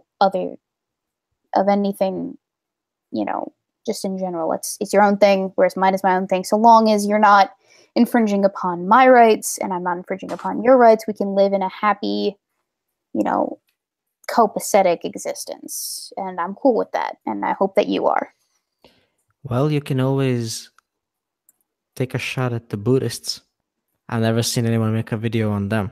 Oh my gosh, the Buddhists, there is no issue with the Buddhists. The Buddhists, they just, the only thing that I would maybe advise them against is self-immolation. Please don't. I implore you for your own good. Buddhists are so passive and neutral that people do tend to just overlook them. Well, yeah. And precisely, they're pretty cool. So yeah, that was a question. Wow, that was a lot to unpack. I'm sorry if I bored you, gentlemen. And no, I will say of that course I not. like you much better now. Really? I was around the age of 5 or 6, and my epiphany moment actually had. I didn't have a term for it at the time. It was basically the problem of evil. Is one of the things that got me questioning, and from about the age of 6 or 7, I was essentially an atheist. Have my whole life. Mm-hmm. I will admit, it took me a while to get to that point. Not because it took me a while to get to that point out of like questioning purposes. It was just like I had trouble accepting because I had been brought up in a specific way, and I felt like if I acknowledged this part of myself that maybe I didn't actually believe, it's kind of like a coming out of the closet moment for me. If I acknowledged that truth about myself, that my parents would see me as a bad person, that they would disown me or something. I genuinely had that fear, and now it's just, well, like, it's a thing. It's a whatever. Honestly, religion is the least important aspect of my life. To me, it's a non-issue. I go through life so unaffected by religion. It's to other people it'd probably be really sad. Well, the only being atheist, religion isn't a big deal for you, for you personally, but it is for other people. Like kind of what you were getting at there. Oh yeah. Growing up in the Deep South, it was a very big issue growing up atheist. Yeah, I have.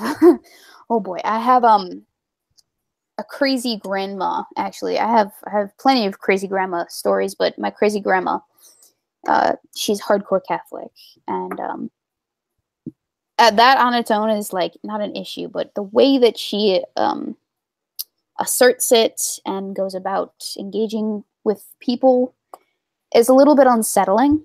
For one, she told my hardcore Christian stepfather, that ex-stepfather now, that he was going to go to jail because he called my other cousin a stud. That was it. She had a huge issue with him. A stud. Because he called my cousin a stud. And why did he call my cousin a stud? Because he looked good. He looked handsome. He okay, yeah. Cousin is a stud.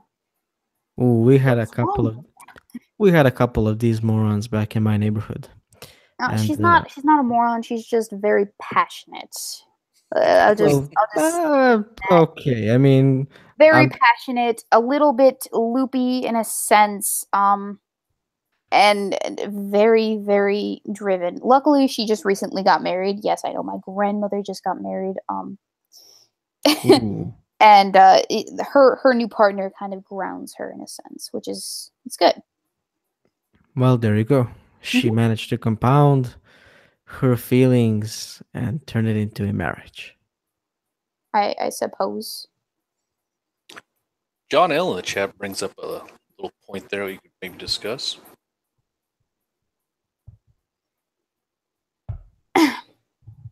Sorry.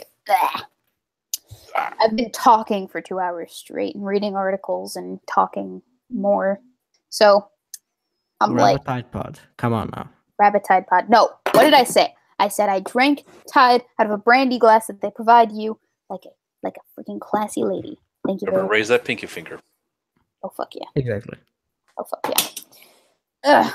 So And stop playing with the knives. it's Teach funny you them say how to that. have them. It's funny you say that because I was actually online earlier, on Amazon looking for concealed carry knives. You know, the horizontal sheathed ones that kind of attach to your belt, but they're like super low key. No. And you're a super shorty kid, so that kind of presents an issue. No. See, I enjoy a good blade as much as the next lady. And I like to have at least one weapon on me at all times. But ideally, I prefer 3 at least. So I'm in the market at the moment for a nice concealed carry blade that I can probably strap to my shin, or maybe attach to the back of my bra. It would have to be able to stay in the sheath and also lay flat against my back so that's not like noticeable, because that's the whole point of concealed carry. You don't notice it, right? Yeah, but doesn't that kind of give the people that you know creeps? No. I mean, walking around with someone whom you know that is heavily armed, or at least has some kind of a weapon on them. I don't know. I don't know how I feel about it. So my friends, because they know me in real life, it doesn't affect them as much. It's kind of something that they expect out of me. Especially if you've seen some of my videos, it's kind of like an expectation. Oh, Weeb's got a knife. Just another day, I guess. Because here's the thing about knives. They are the most practical tool on the face of this planet. They have 1,001 uses, and absolutely none of those uses involve, maiming a gentleman. I mean, you can do it with a knife, but there are other ways to use a knife. It's not a killing weapon. It's not a weapon. It's a tool, and a tool is important. Like everyone should have a knife on them at all times. Well, yeah. Because they're so useful. Well, personally, I would prefer a Glock.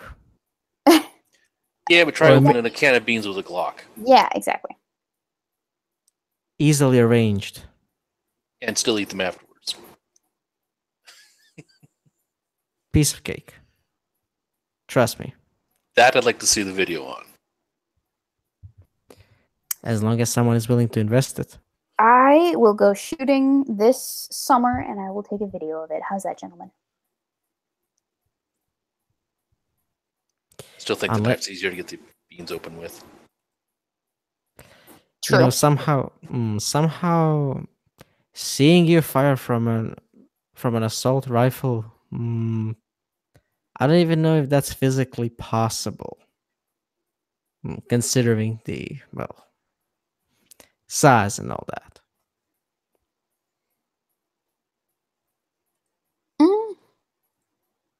I mean, with regards to the can of beans, you could shoot it and like near the top, and then just kind of pour it out that way. Precisely. Yeah, but you gotta. You'd have to shoot it a couple times because most of what you're gonna get is ricochets. I mean, if you really want to open, you can just pull the slide all the way back. Well, here's the thing. If you do use a gun, it depends on the caliber. It depends on the force in which the bullet penetrates the can and how close you are to it. It could potentially explode the can in a way that would make eating the beans useless, or just extremely unappetizing, because they'd go everywhere. Plus, if you're too close, you're gonna have unburnt powder in the beans. Yeah, that's just, you don't want that. I feel like it would be easy to do it with a 22. Anything larger than that, you're gonna have some issues. Also depends on the can, because I mean, with a 22 with a pressurized can, you may get a bounce more than a penetration. Oh, and again, depending on the shooting distance. True. Yeah, that could be an issue. Another thing to think about. I can't wait to get my gun. I mean, I have another 2.5 years until I can actually purchase one. And it's not like an age thing. It's just because my school doesn't allow us to carry. So it will kind of be pretty pointless to have a gun on me for like only 9 months of the year. Or no, to only have a gun on me for like 3 months of the year. And then have to leave it at home. You know? Oh, thank you, Jonathan Malone, for the $5. Uh-oh, the Turtle Cave tongue-buttering midget has a knife. Cover your lower parts. I'm not gonna emasculate anyone, all right? I wouldn't enjoy it if you did it to me. I'm not gonna do it to you. That's the goal. The hell out of your knees. Ooh, still. You can never be too certain about that. For that reason, I mean, like I said, if I were ever to go to the United States, I would definitely have a weapon with me. Well, yeah, no, of course. Like, this is absolutely a necessity. Wherever I go, if someone even attempts to do something to me, I'll just shoot them on the spot. Shoot first, ask questions later. All right, calm down there, cowboy. You do know that there is a law here to be abide by.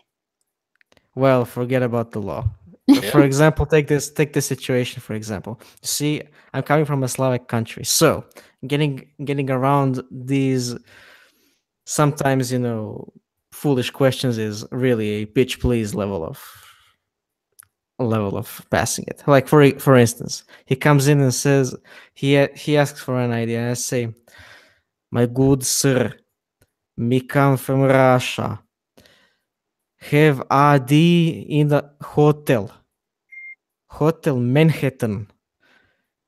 And the guy asks, well, I want to go to Manhattan. I say, no, Hotel Manhattan. Me ID there. Me know me cousin Sasha. He gonna call Manhattan and let go.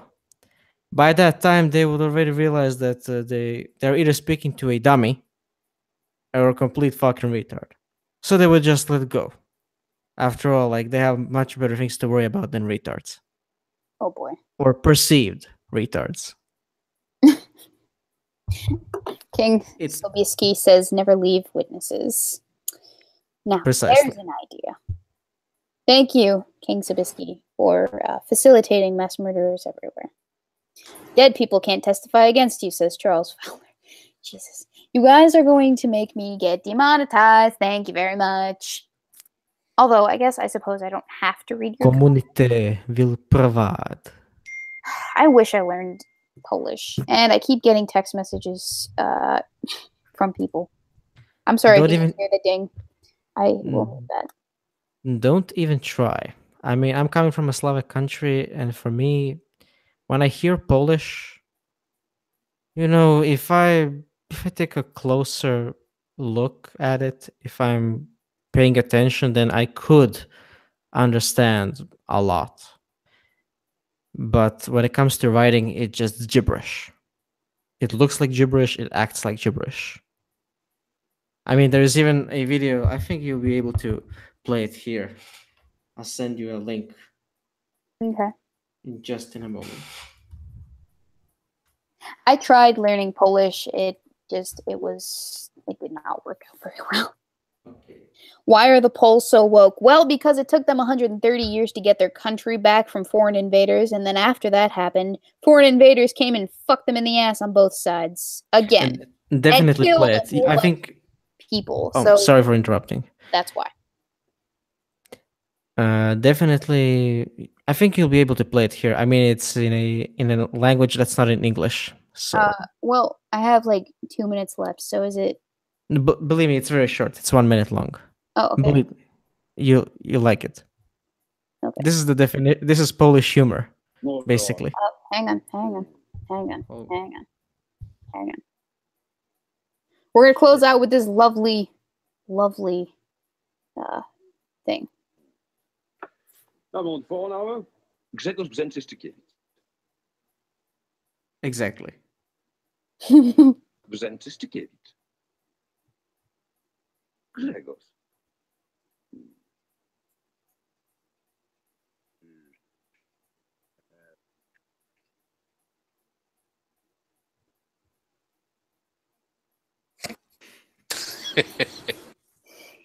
Captions. Brzęczyszczykiewicz. Both.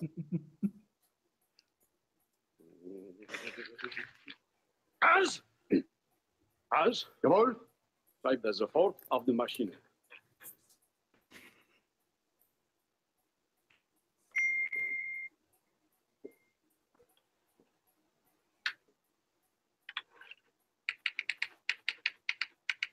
Name und Vorname. Grzegorz Brzęczyszczykiewicz.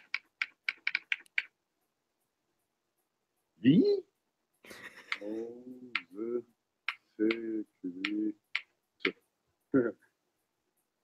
Geborem w Chrząszczy Woszyce Polish language at its best. Oh boy. All right. And with that, gentlemen, we are closing out the stream. Thank you, Chad, for joining me. Thank you, panel, for joining me. And also, thank you for supporting this channel. Without you, it would just be me talking at a camera for views. So thank you for not making me just be an attention whore, but also a cam whore as well. No problem. Anytime. You're welcome. All right. And with that, we will end the broadcast. Adios, muchachos.